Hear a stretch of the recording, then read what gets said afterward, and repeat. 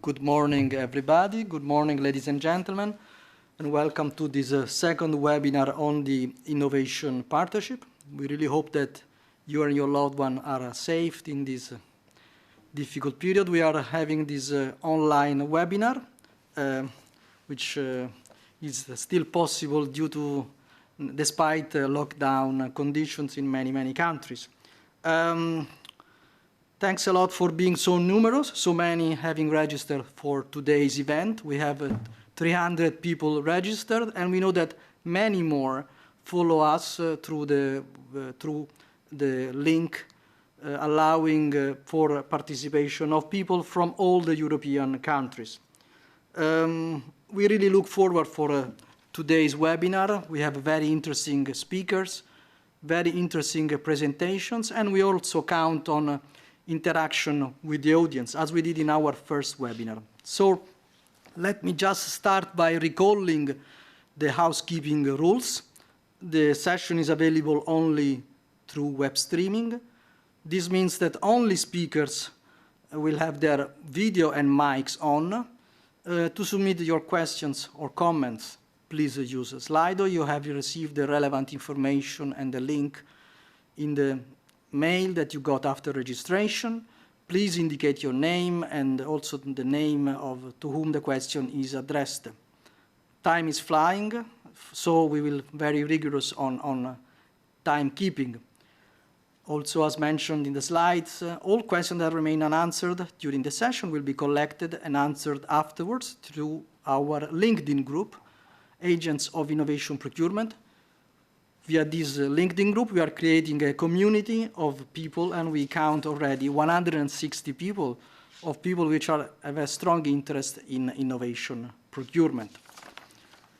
The objective of today's webinar is the preparation of an innovation partnership project. So we will cover preparation of a project, preparation of terms of reference, preparation of a market consultation. The meeting will be organized in 3 parts. I will make a very short presentation of the very top principles of the innovation partnership. This will be followed by the presentation of the speakers, and we really look forward for them. And then after, we will have the interaction with the audience, which will, so as I said before, via Slido, you will be able to ask questions. Let me now introduce our very distinguished speakers. The first one is Annu Latvarasku from Finland. He's a partner at Industry Hack from Finland, and his title, he was very keen in saying procurement preacher. The second one is Rudolf Becker. He's partner at Fellner and Warzfeld and partner at his law firm from Austria. The third one is Gert-Jan Tenhoor, consultant and business manager for social services and climate neutral building from the Netherlands. Their presentations are very interesting and very complementary, so we really look forward for them. To continue and also to test our system, your ability to use Slido, we carry out a small poll, which is about why you register to today's webinar. So we are curious to hear about what was your objective. There are a few options available: preparation of terms of reference for an innovation partnership, preparation of a market consultation, preparation of a project, or general interest for and in innovation procurement.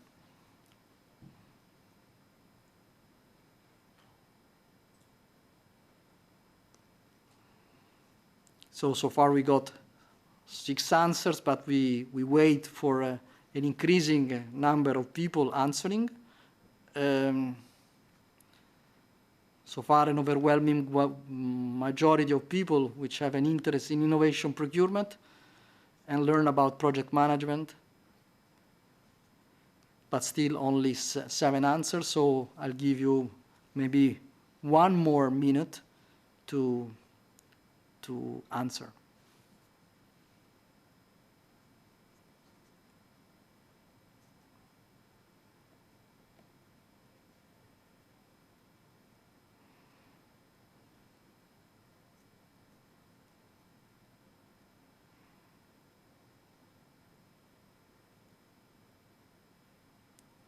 We are about 22 answers so far, and still an overwhelming majority which has a general interest on innovation procurement,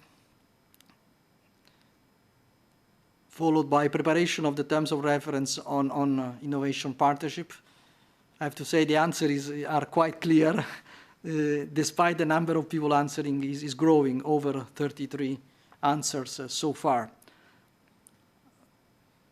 I think that we can move on. We are at question 4, and still 85% of general interest on innovation procurement. So let me start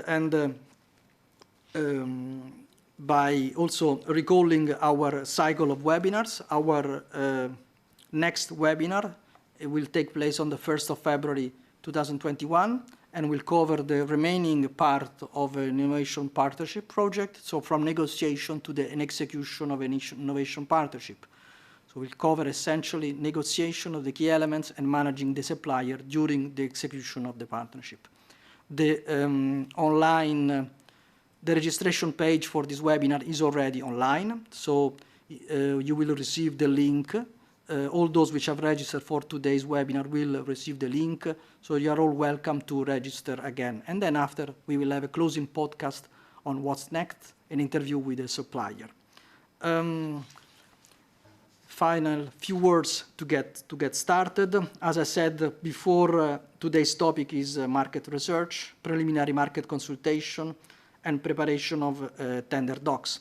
I think that innovation markets are sometimes complex and in a constant state of innovation. So for a buyer, it's very important to understand the market, the work involved, and the skills of the suppliers. So market research can take certainly many forms, many different forms, and is rarely time wasted. It's rarely a wasted effort.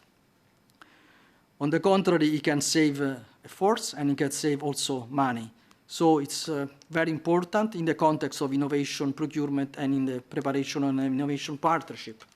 Now, the innovation partnership certainly is not the only tool which is available under EU law to purchase innovation.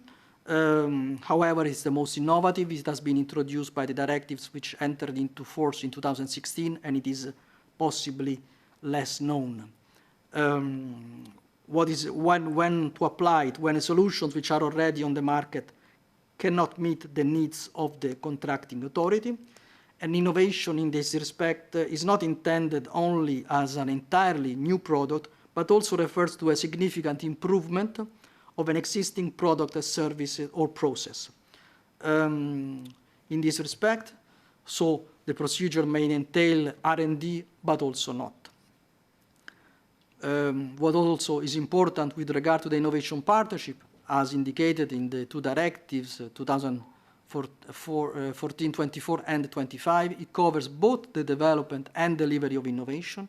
No need for two separate procedures, and of course this is very important because it allows also the development of innovation during the contract execution. So this is very important because it allows flexibility and also allow co-creation between the supplier and the buyer. Now, without any further ado, I think that we can move to the second part of our webinar and to the presentation from our distinguished speakers. We will start with Rudolf Becker, which is partner at Fellner and Fratzfeld and Partners. His company assisted the Austrian real estate agency in the preparation of a project of innovation partnership. His presence will allow us digging into issues like tender preparation, IPR, market consultation, requirements, criteria, and so on.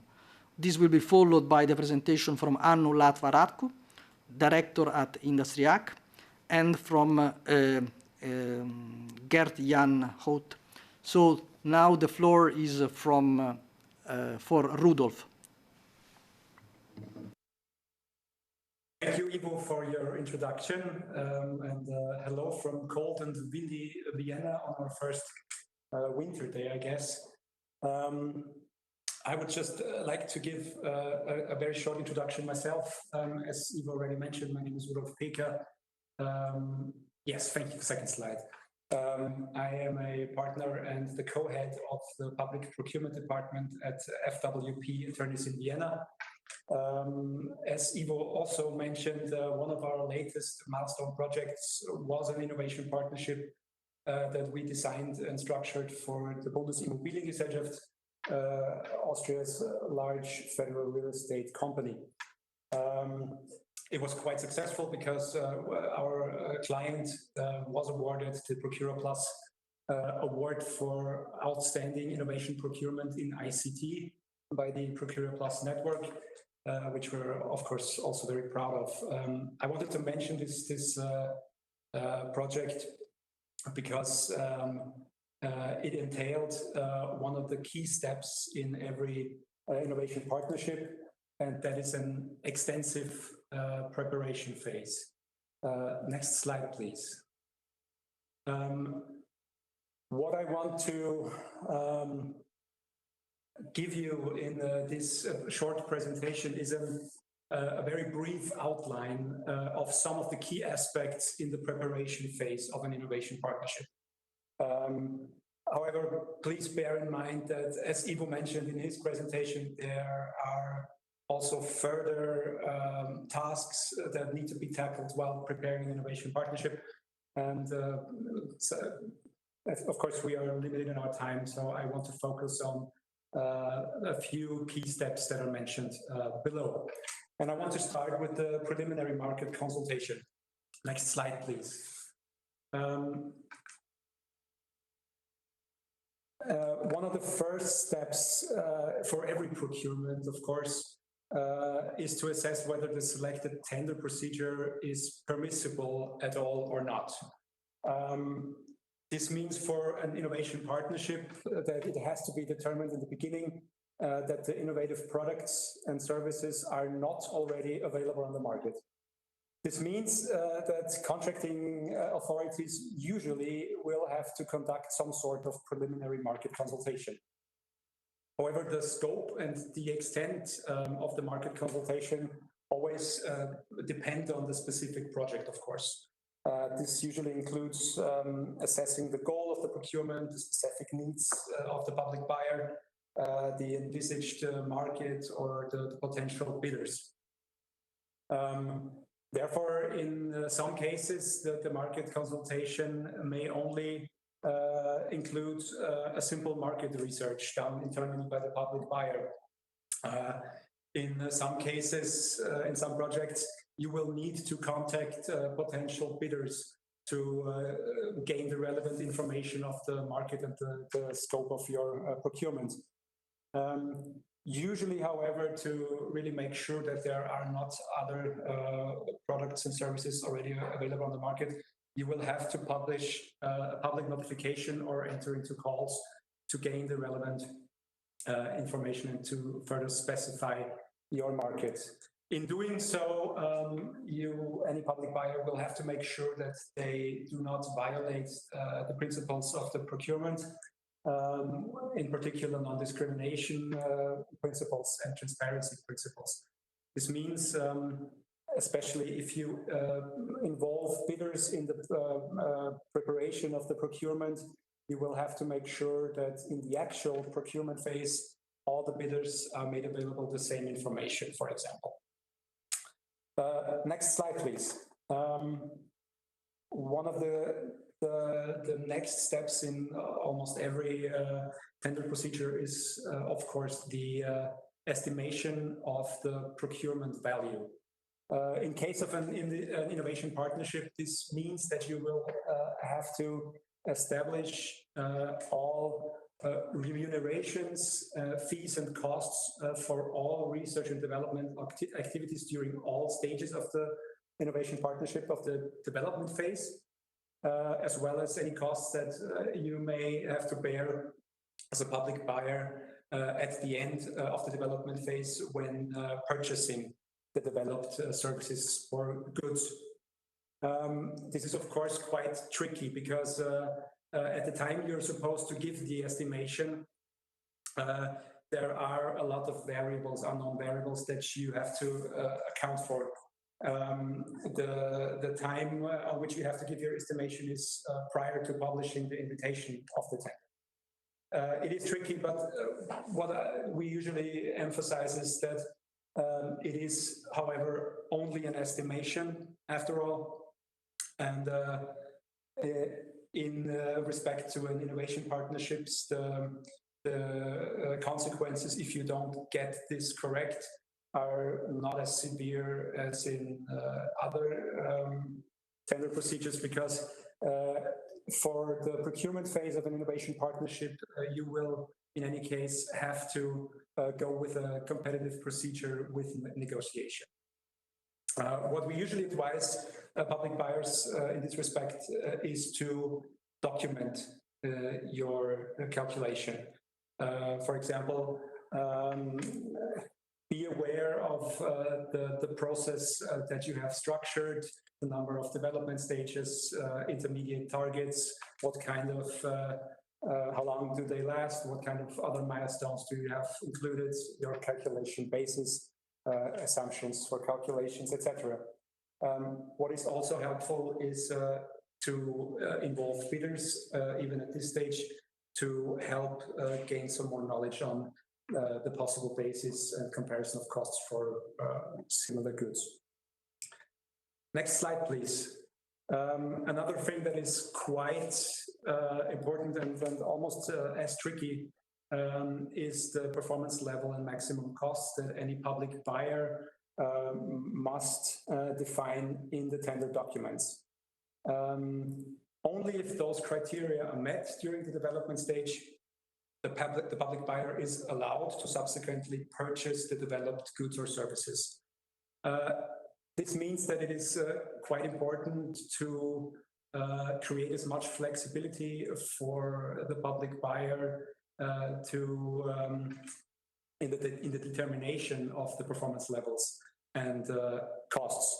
This is usually achieved through adequate regulations in the partnership agreement. For example, the maximum costs, they don't have to be a specified maximum amount. We would rather advise to go with a gold price agreement if that is something that is in line with the goal of the procurement, or go with an adjustment clause in the agreement to be able to adjust the cost ceiling.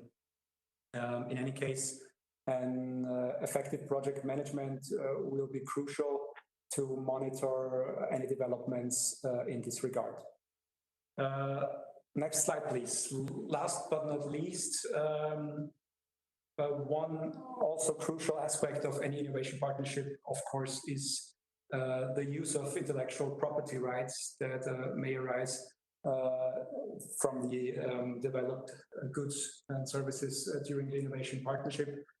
How you plan to deal with those rights is very important for the outcome, because of course, usually bidders and partners are very cautious when it comes to their property rights, intellectual property rights. There are a few variations that you can account for in the partnership agreement. However, usually the spirit of the innovation partnership, the partnership approach, requires the IP rights to be shared or to remain exclusively with the partner. Only where it is adequate, you should transfer the rights exclusively to the contracting authority, because it may hinder the competition that you want to generate through an innovation partnership, and then generate the essential market pull to be able to develop the desired innovation. And that is it already for my part. I hope you find this very short summary useful, and I'm happy to hopefully be able to answer any questions further on, and feel free to contact me if we can assist you in any way with innovation partnerships. Thank you. Many thanks, Rudolf. It was very, very clear. Of course, if you want to start sending questions via Slido, please do, So this will allow us to better prepare the following session of our webinar. Let me now move to Anu Latvarascu, Director at Industry Hack, and in his LinkedIn, his position is indicated as a procurement preacher and innovation evangelist. So here, Hannu, we are all your disciples, and we really hope that you convert as many as possible. The floor is yours. Thank you. I hope you can hear me now. Yes, we do. Yeah.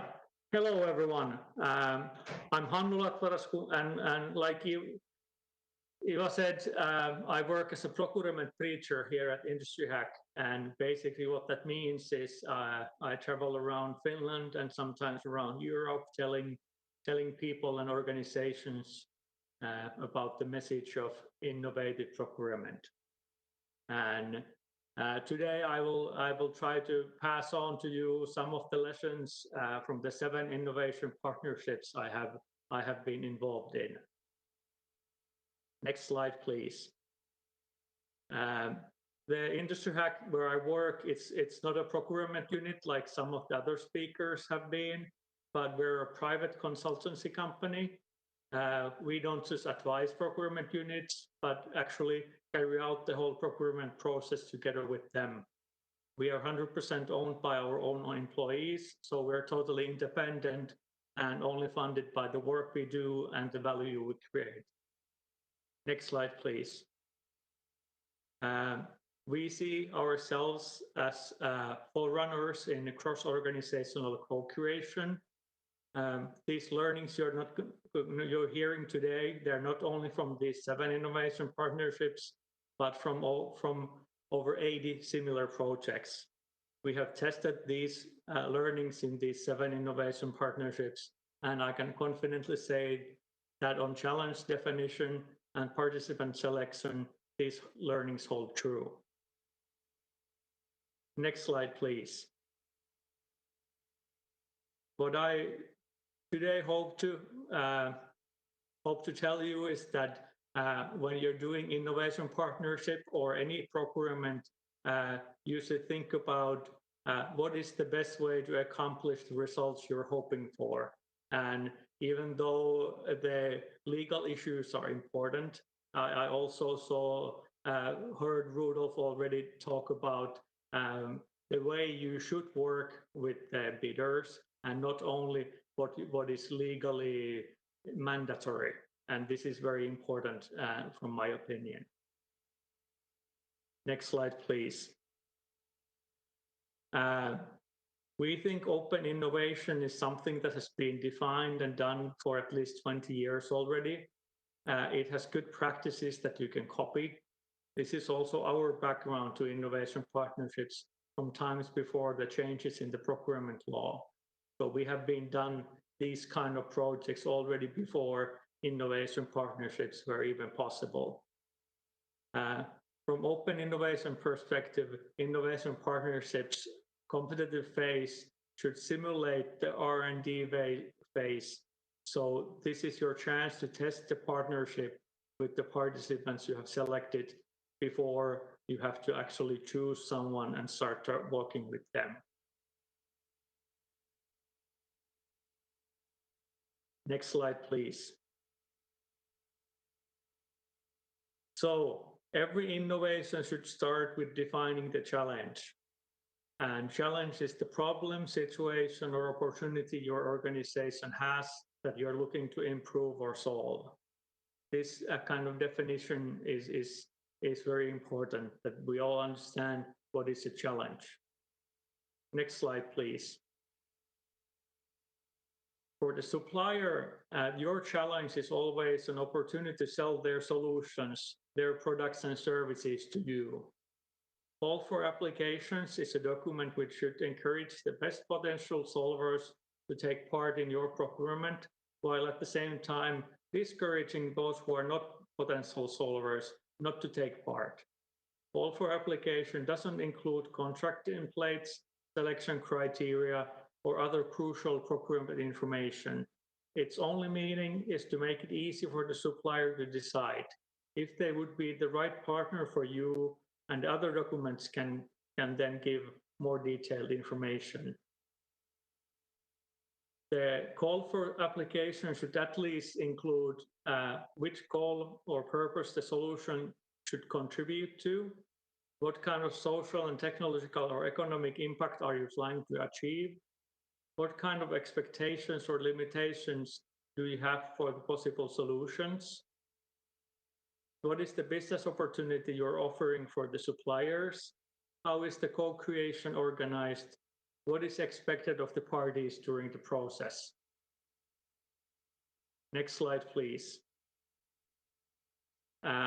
Before I explain to you how we choose the participants, you must understand how we usually work with them. We like to use co-creation, which we define to be goal-oriented and a justice-free way of working, which emphasizes learning together. Trust between participants, equality, and open interaction are its cornerstones. Co-creation uses carefully defined challenges or opportunities. It has facilitation and fair rules of engagement. It requires commitment and activeness from both sides, and it needs an open mind for learning and new approaches. Next slide, please. Then to the actual criteria. The actual criteria, which we call anatomy of a winner. From those 80 innovation challenges we have held, we have identified three key success factors. From the 1,100 applicants, these things most correlate between the 40 whose projects have continued the furthest. So these criteria are not only for how to choose the best competitive phase participants and proposals, but also they are success factors for the results of the innovation projects to be implemented. Next one, please. We base our participant selection on the team that each company offers for the co-creation phase. And the first criteria we have is the ability to create innovations and concepts related to the subject. And this we measure with a usually 5,000 letters long written presentation, where usually only the best 3 get awarded points based on innovativeness, scalability, and experimentability of these 3 preliminary ideas. The goal for this is to look for the ability to create relevant but innovative ideas, as we believe this to be the most important ability during the R&D and implementation phases. Next slide, please. The second criteria in the anatomy of a winner is a wide range of complementary skills. We usually measure this by the team's combined competence in 4 to 6 key fields chosen based on the call for applications. We are looking for the ability to understand different points of view and ability to find new opportunities related to this challenge. We usually try to set the criteria at such a high level that none of the teams are able to get full points.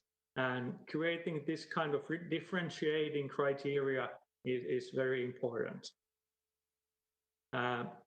Next slide, please. The third criteria in the anatomy of a winner is that the team has an established way of working together. And we simply measure this by the teams having previous experience working together. These kind of teams, from our experience, they can start working together right away, and they already know they will get along in a long project like this. Next slide, please.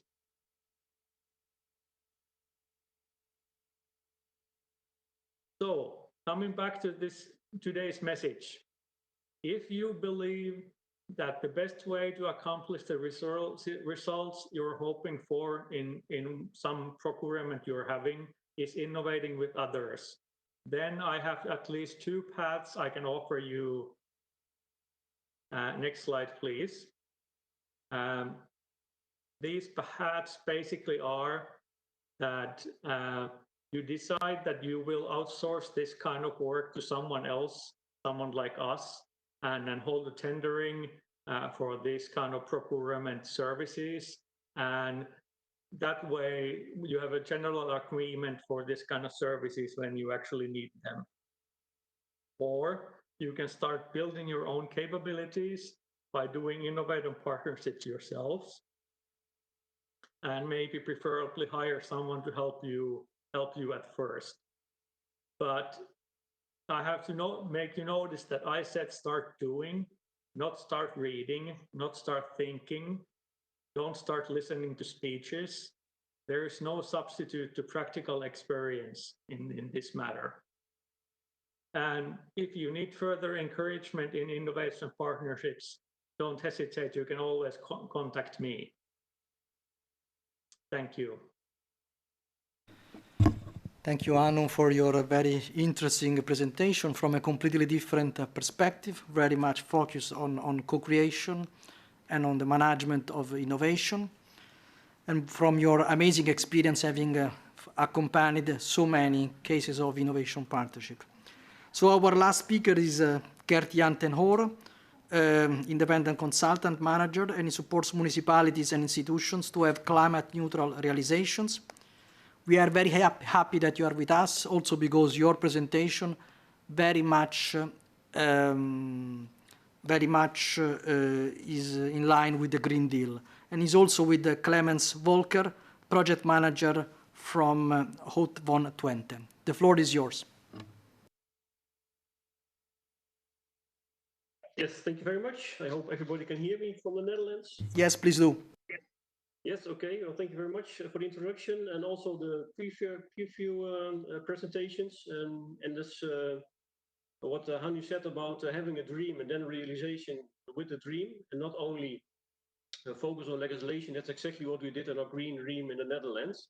We wanted to build better primary schools. Of course, we already were building primary schools, but we wanted to make it better, so well from sustainability point of view, circularity, as also for the environment of the children on the inside of these buildings. So we have a short presentation. We only have 10 minutes. So I'll give a quick overview of our entire process. We started in 2017 and we finished already 2 buildings in this process. So we're just quick about our procurement process, our research and development phase, and at the end some financial key figures of what were the costs, what we could have accomplished with this. And you can have the next slide, please. A short introduction. Gert-Jan ten Hoore, I'm the process manager, and my role was I'm part of the steering committee of the municipality, the schools, the childcare, and the care functions to develop the entire process. I'm also here with Clemens Volker. He is the project manager of the municipality of Hout van Twente of the Department of Real Estate. You have the next slide. So what is the overview? What did we do? So we developed 2 childcare centers with childcare, care, and education for the ages of 0 to 14 years in Delden and 0 to 12 years in Markelo. Those are 2 municipalities in the Netherlands. 2 buildings, about approximately 2,200 gross floor area and 2,700 gross floor area. We started our research in 2017 because we were already building schools, but we wanted a specific school with better sustainability and a better inner climate for the children. So we conducted a market consultation in March 2017. It was the first European innovation partnership on constructions of schools, I believe in Europe. And that's what we started in the summer of 2017 after the market consultation. And we addressed some key performance indicators, but we wanted to keep it so simple as possible. So we developed 3 key indicators about smart, simple, and science. And we said these are the indicators where you have to. We want to hear your vision about how we can reach those indicators. So we started the tender contract of research and development phase in February 2018, and we made a go decision on the innovations, the final design, and the budget in January 2019. And at this moment, we already have IKC Delden in use, and Markelo is in use in December 2020. And have the next slide, please. So in the overall process, it's about 2.5 years, and it's almost equal to a normal tender process. So I think it's quite fast. So what's different in our procurement process? I think the innovation partnership process, you can develop your own view about how you can conduct it.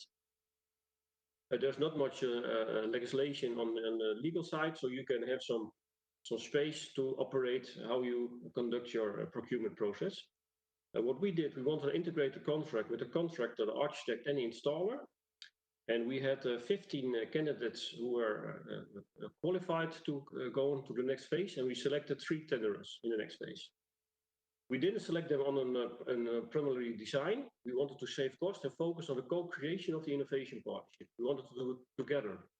So we focused on the cooperation orientation and innovation skills of the parties, so we can have the best party with us to co-create. We also conducted an inspiration day with 3 tenderers at the University of Twente with novelty. So we wanted to put startups in a process for innovations to get the new energy in the standardization of the building process. We wanted to get new energy from different people so we could co-create also with them to make a better product. So we held 2 workshops with the tenderers, and they could also select the startups which they wanted to take with them in the innovation process. And we also wanted 2 workshops so we can test if the conductors were listening to our questions and also answering them the right way. So we know we were on the same level for co-creation together. Finally, we selected the Klaassen Group as contractor with the installer Rowler and Roos architects. So we had a total engineering contract.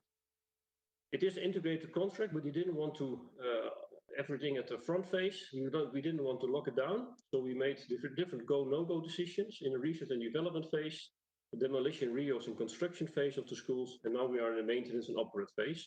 So each time we had a go and no-go decision if we wanted to go further. Can I have the next slide, please?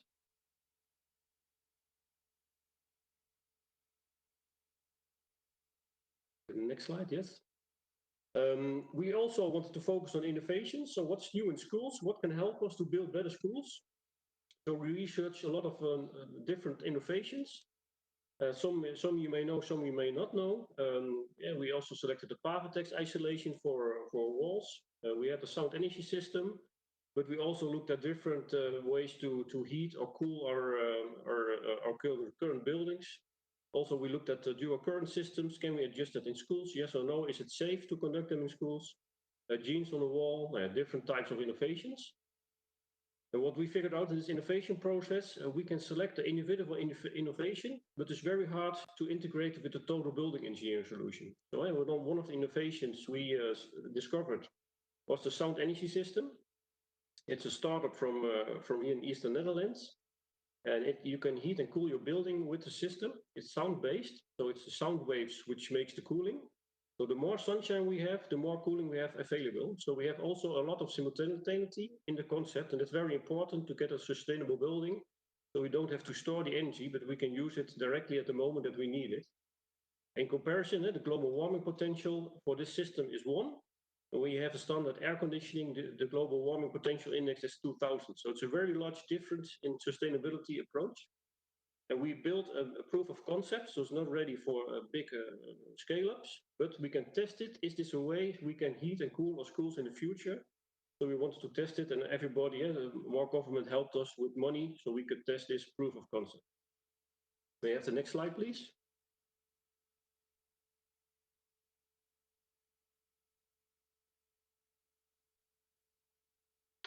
Yes, just some pictures. We only have 10 minutes, so I have to, I'm already done in 10 minutes. So we have in Markelo, we have a 2-floor building, the childcare center of Markelo.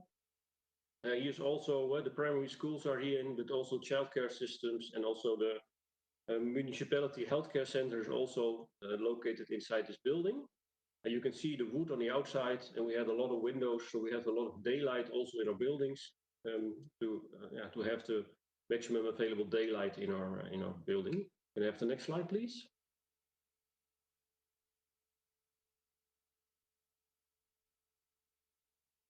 Next slide, please. Yes, thank you.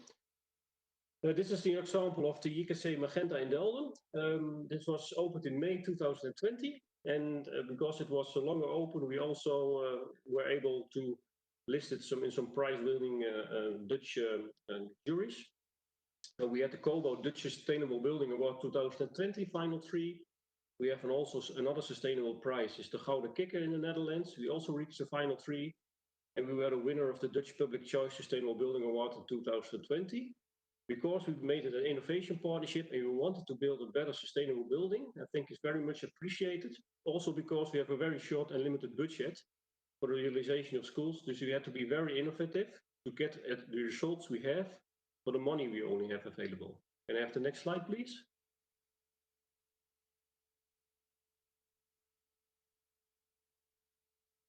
So this is a look at the inside. We also have a green moss wall and interior design you can see. Next slide, please.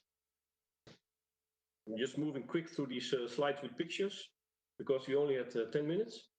Here's a slide you can investigate yourself later on. It's also all the systems we used in this building. You can see the energy roof and also there are a lot of other sustainable materials we used in this entire process to get also a very good, healthier building. Can I have the next slide? We also have in the Netherlands a program of requirements for fresh schools. We wanted to reach the highest level on energy, air quality and thermal comfort for our children in these childcare centers. And we were able to get this for the money we had. That's unique. I think we made a very good concept to reach these high qualities and also on a limited budget. Can I have the next slide? There's also a sustainability index in the Netherlands. We use the GPS score in the Netherlands because it's very cheap to use and we don't have to pay a lot of money to get the legislation correct. Our ambition was to score an 8 on the overall aspect of energy, environment, healthcare, user quality and the future value. But with the cooperation of our team, we wanted to make it from a Mexican, and so we scored a lot of more points in the system than we thought we would be able to do with our budget we had. So it's a very good result of innovation partnership. You get more than you wanted to with the cooperation of different parties. Gert-Jan, if you can conclude quickly. Yes, next slide, please. We're just going fast to the slides, but here you can see the sound energy system on the roof of the EKC Magenta. Next slide, please.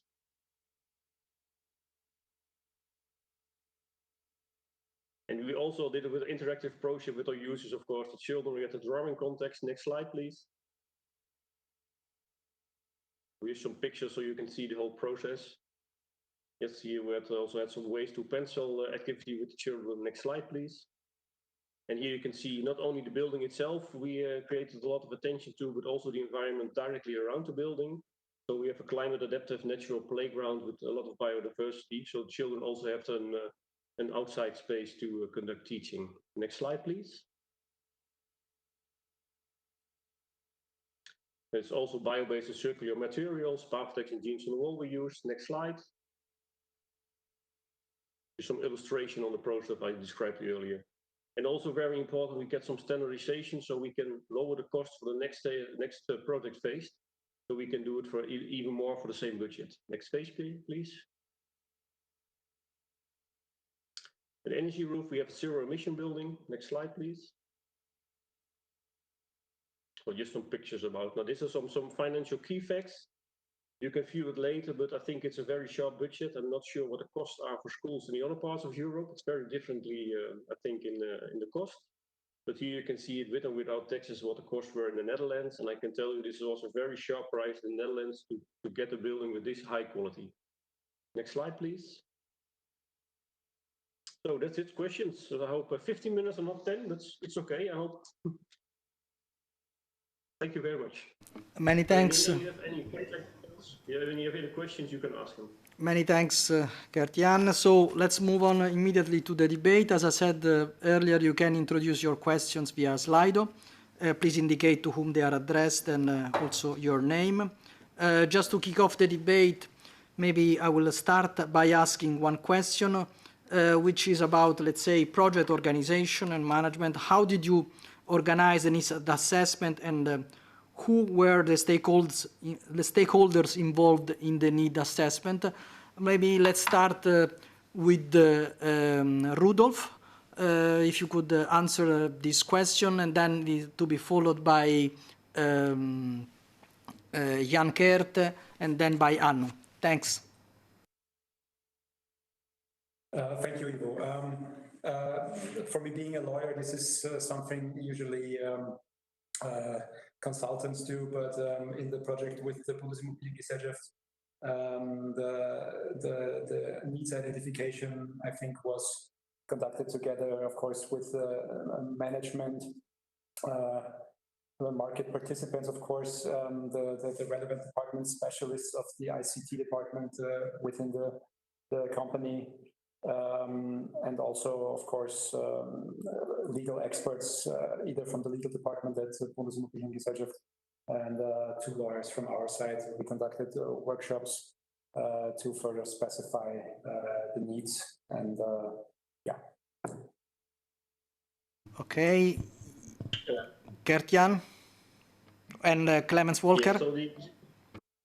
Yes, perhaps Clemens, you'd like to conduct the stakeholders from a different view? I'm not sure you can hear us, but we had some stakeholders in the municipality and also some stakeholders from the childcare and the primary schools.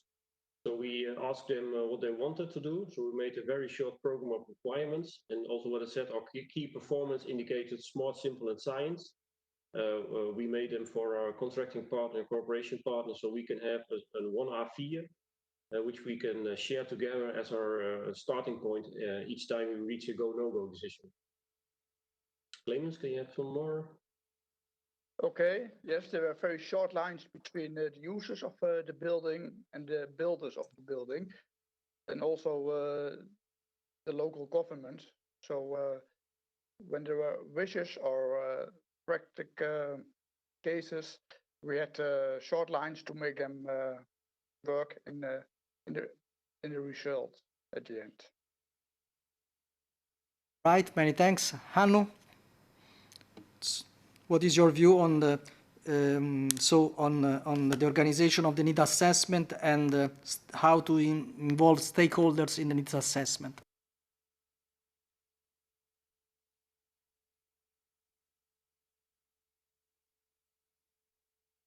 Hello, Hannu, can you hear us? Yeah, maybe now. First of all, you need to involve the stakeholders as early as possible, because later they might not want to jump in the middle anymore. Usually in the procuring unit, the main stakeholders are the procurement people. Then, of course, the high management or the top level management, that they will say this is important enough, then they will give budget. And then also we need to get the people involved who actually feel that this is their problem. This is a challenge they are facing in their job. Then, of course, you need to also get involved the end users, and on the supplier side, you usually need to also involve different groups. First of all, the people who have the capabilities of solving the challenge, and then also the management on the supplier side, so they can decide that this is a wise business decision for them. Many thanks. I think we can start reading the questions from the audience. I'm helped by Carmen Matei from DG Grow Digital and Innovative Procurement Unit, my same unit. She will read the questions that you have been asked through Slido. Carmen, the floor is yours. Thank you, Ivo. So, first question, do you think that the innovation partnership is more suitable for some type of innovations, industries? And if yes, which are these? Let's start by Anu, followed then by Rudolf. Well, I have done 7 now, and they are all been very different. From thinking about what's the best way to connect employees and employers to hiking area, digital solutions, and so on. I don't see any any specific field that innovation partnership would fit the best. I think it can solve any problem that has new interesting solutions available, and I'm personally especially interested in solving social problems with innovation partnerships. I concur entirely with Thanu. I don't think there's any restrictions to innovation partnerships. And as the project from the Netherlands showed, there is not a restriction with regard to building work. So the answer from my side is no. All right, thanks a lot. I think we can move to the next question.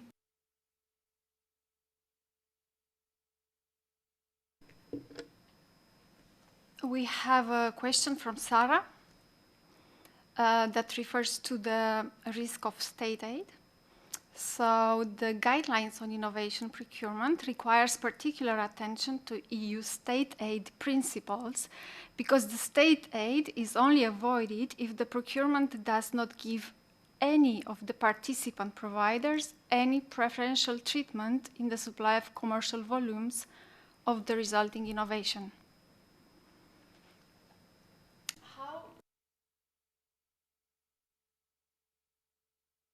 How do you make sure that there is no state aid involved, given the specificities of the innovation partnership? Maybe we can ask Rudolf the question. Yes, thank you. Well, usually state aid problems are avoided if you conduct a procurement procedure that is followed by a publication of an invitation to tender. To make sure that it is conducted in a public manner. And the same goes to innovation partnerships. As I mentioned in my presentation, I think it's especially with regard to innovation partnerships, which usually requires public buyers to prior involve bidders and potential participants that you try to avoid, to give preferential treatment to those prior involved bidders. You can do this usually by, as I mentioned before, try to avoid any violation of the procurement principles. For example, give all the bidders the relevant information or extend time limits for the participation in the procurement.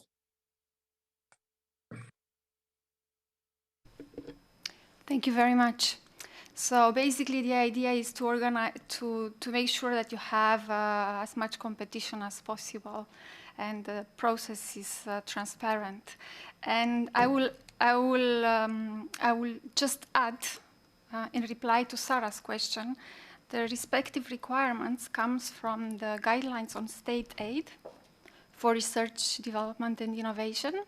And the requirement refers specifically to a situation when you first purchase research and development, and then you follow through a new procedure for the purchase of the resulting innovation. Or in the case of the innovation partnership, this is not the case because you buy both research and development and the innovation from the very scratch. So let's take another question. I see a number of questions from our Dutch colleagues in Twente.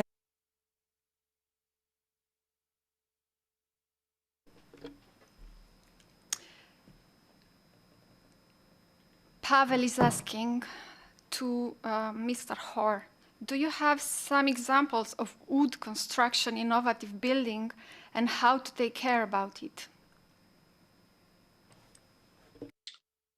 Yes, well, we used Douglas wood in the Netherlands project, and this preserved wood.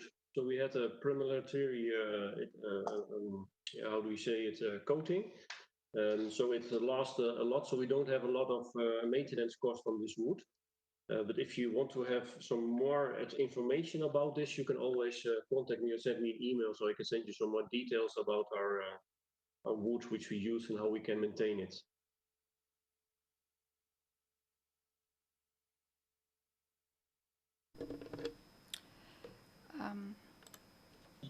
Did I take some other questions too for the Dutch project?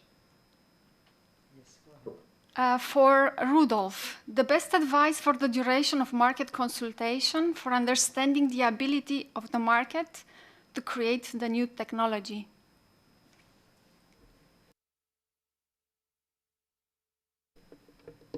Rudolf?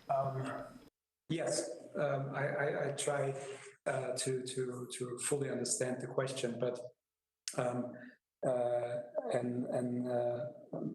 a market consultation is usually the only way to understand the needs that for the specification of the needs, and we will usually only by way of an innovation and a market consultation gain the knowledge that is necessary to specify your needs further to a point that you are enabled to initiate a procurement. I hope that this answers the question. Otherwise, please feel free to contact me afterwards. I also have a kind of an answer for this, if it's okay. Hannu here. Please go, Hanna. Yeah, at least for us, the duration of the market consultation hasn't been the key factor, since in the cases we have done, the solution has been developed during the procurement process. So the solution has been developed during the innovation partnership. So there has not been any kind of need to have a certain length of a market consultation, and so to worry about that it might give advantage to someone if they don't have enough time at that stage.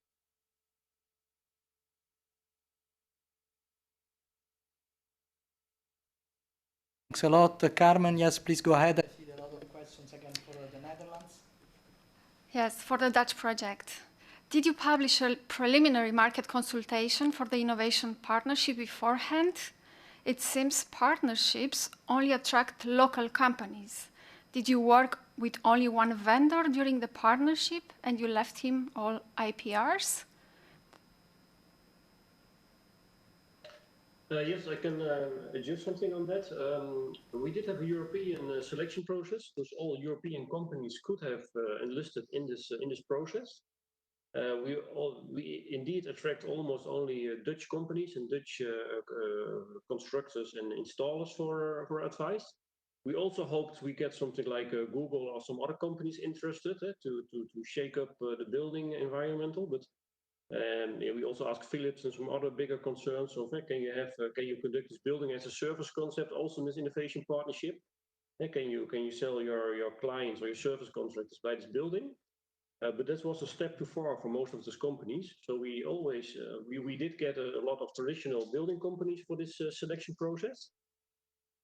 But it was wider in the Netherlands. We had companies from all over the Netherlands who applied. Also for the innovation partnership deal, we had yes, University of Twente with startups, but we also had University of Delft and University of Eindhoven. We attracted some startups who told their stories at us in our selection process. We did make a choice to only go on with one vendor, with one partnership, because we didn't have the money to conduct a separate 3 intellectual property rights or 3 concepts for the same building. It's also a money question, because when you develop or co-create with 3 parties, you also should have the money to do that. We don't have the money for this in the building of schools. It was always hard to get one party for this innovation partnership process. And we did get some state aid for this innovation partnership process, but it was also for the sound energy system as a startup, so that they could integrate their intellectual property rights of the sound energy system in the building. And this intellectual property rights stays with sound energy as a startup, and it's not integrated in the intellectual property right of the constructor, installer, and architect construction. So there is some thin line between the intellectual property rights, but yeah, there was a risk of a supplier lock-in, but we also had some go-no-go decisions in each phase. So when the price wasn't right and the quality wasn't good enough, we were able to say no-go in our entire process. Also, we anticipated on this supplier lock-in. So we could say no at the end if we didn't want to buy it.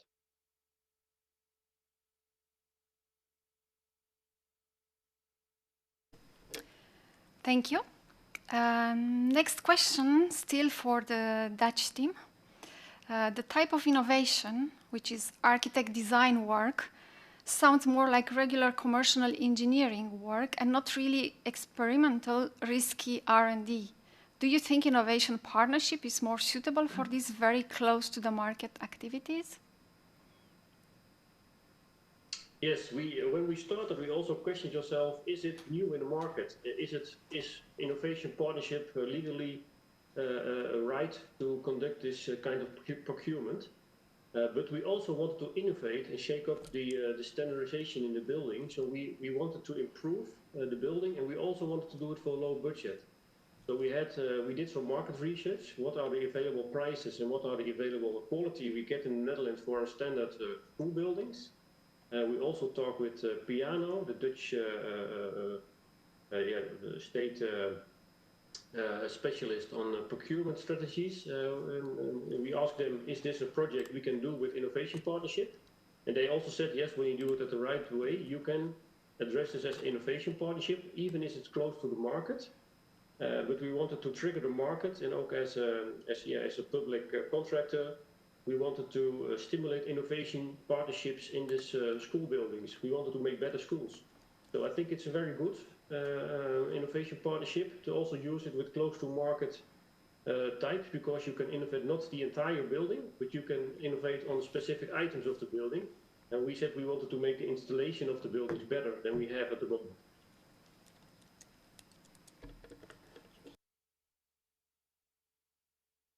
Thank you. I will just add, because the question referred to R&D risky projects. So as Ivo mentioned in the beginning of the webinar, innovation partnership is not meant to cover only research and development innovation, but also other types of innovation projects. Question for the European Commission. Does the European Commission plan to publish guidelines on how to carry out innovation partnership, a kind of manual? Many thanks for the question, which is very interesting. First, I want to say that the Commission intends to update the existing guidance on innovation procurement. This is expected to be published in the first quarter of next year. And already in the updated version, there will be more relevant material on the innovation partnership, together with some examples and also some practical tools which are part of the annex. Of course, with all this information which we get out of our study on the innovation partnership, we are considering the possibility of further developing the information to be included in the new guidance, and to prepare some more practical information for buyers. And so we take it as a kind invitation in that respect. We really thank with this all of you, all the speakers, for their participation, their very interesting presentations. I think that we are out of time at this moment. Maybe we can take a very final question, if you still allow me to answer to one of the remaining questions from the audience. I pass the floors to Samira, and then we will conclude the webinar. So, sorry to Carmen, and we conclude the webinar. Yes, so the final question comes from Christophe. How do you appreciate the following requirement in Article 31.7? The estimated value of the supplies, services, or works shall not be disproportionate in relation to the investment required for their development. Maybe we can ask Rudolf the question? Yes, thank you. I think this is in relation to the structure of the innovation partnership. It needs to be in line with the costs and fees, and must reflect the degree of innovation in all of the phases and the duration of and stages of the innovation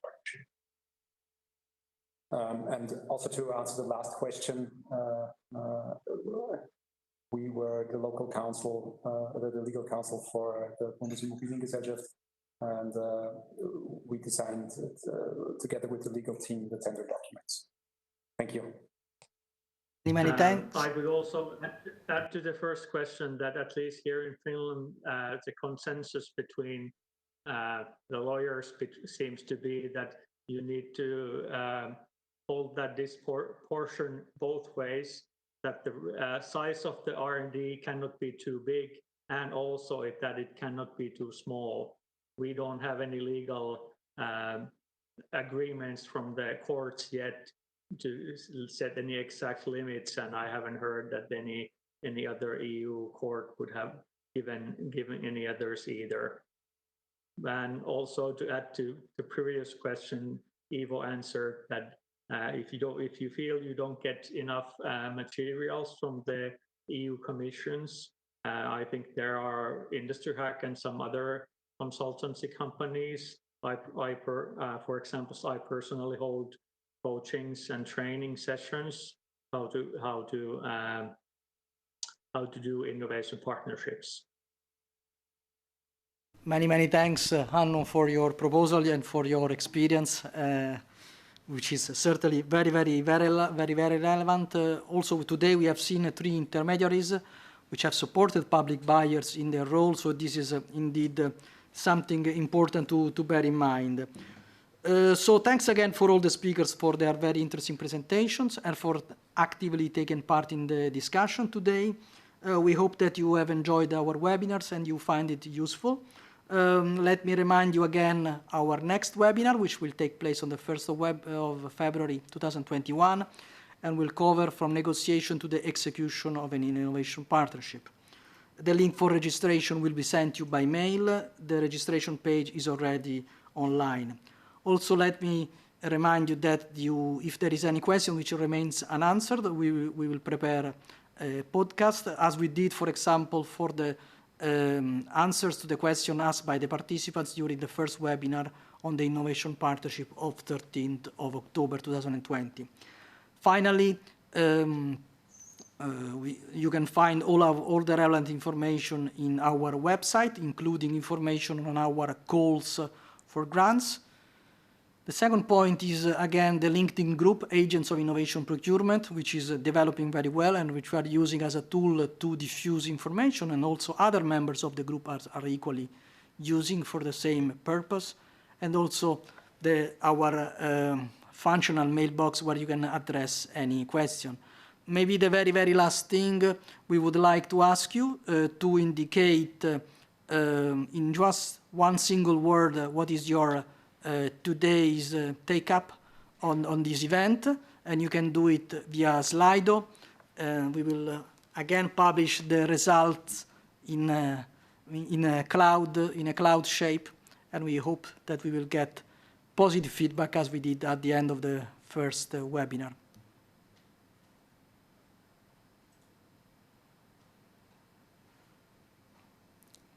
Let's see if answers are coming. There is also a little bit of latency between web streaming.